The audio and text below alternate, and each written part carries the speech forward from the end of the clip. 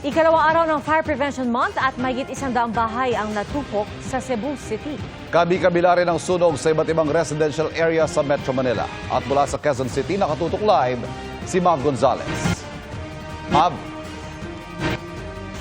Ivan, Pia, halos frame na lang ngayong natira sa bahay na ito na nasunog dito sa Barangay Marilag, Quezon City. Isa lang ito sa 4 na sunog sa buong Metro Manila ngayong araw at meron ding isa pang sunog na naitala naman sa Cebu. Ang monitor na ito ang kaisa-isang naisalba ni Sheena nang masunog ang tinutuluyang bahay sa A. Luna Street sa Barangay Marilag, Quezon City. Mag-isa siya sa bahay nitong tanghali nang may maamoy raw na kakaiba galing sa kwarto ng amo niya. Hindi ko po pinansin nung una. Tapos po, nung makita ko may mga usok na, sinubukan ko pa pong magbuhos ng tubig pero hindi na po talaga makaya. Umano na po yung usok at apoy. Masakit na po sa lalamunan. Kinatok na raw niya agad ang mga kapitbahay para lumikas. Pero dahil tabi-tabi at gawa sa light materials ang mga bahay, mabilis kumalat ang apoy at itinaas sa ikalawang alarma. Malakas din ang hangin kanina kaya ang usok binalot na ang halos buong kalsada. Kaya kahit yung mga hindi pa naman inabot ng apoy ang bahay, kusa na ring lumikas. May sunog na pala doon sa likod ng bahay namin. Kinuha ko lang yung mga importanteng gamit ko, mga cash. Kinato ko sila, walang tao talaga. So, minake sure ko naman na wala talagang tao sa loob bago ako lumabas. Nasa eskinita ang sunog, kaya naglatag ng hose ang mga bombero.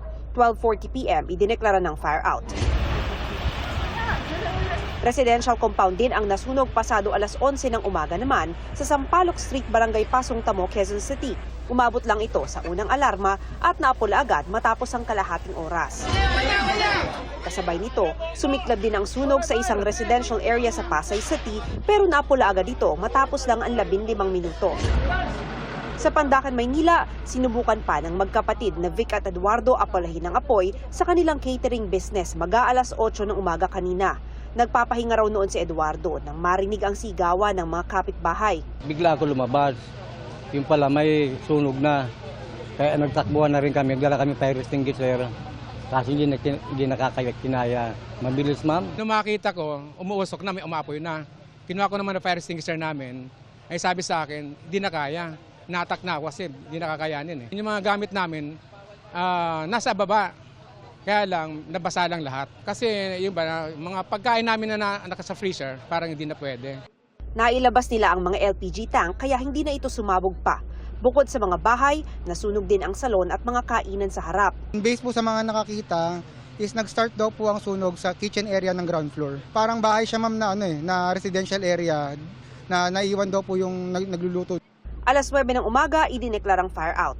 Paalala naman ng BFP, Huwag nating iwanan. At the same time, meron tayong mga first aid fire protection equipment kagaya ng mga fire extinguisher para at least lahat naman po ng apoy nagsisimula sa maliit eh. So kung maliit pa lang siya at meron tayo kagad magagamit na pamatay sunog, might as well na mapapatay kagad natin. Hindi na darating sa point na lalaki pa siya.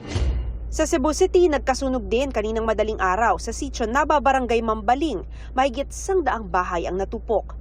Ayon sa City Social Welfare Services, umabot sa halos 200 pamilya o halos 1,000 individual ang naapektuhan. Umabot sa ika-4 na alarma ang sunog na naapula matapos ang 2 oras. Inaalam pa ng BFP ang pinagmulan ng sunog na nag-iwan ng 1.5 million pesos na danyos. Pansamantalang nanunuluyan sa isang gymnasium ang mga nasunugan. As of March 2, mahigit 2,000 sunog ang naitala ng BFP sa buong bansa ngayong taon. Mas mababa ng halos kalahati sa mga naitala sa parehong panahon noong 2024. Ivan, sa kabutihang palad naman ay walang nasawi o nasaktan sa mga sunog na yan sa Cebu at dito sa Metro Manila. Yan ang latest. Balik sa Ivan. Maraming salamat, Mav Gonzales.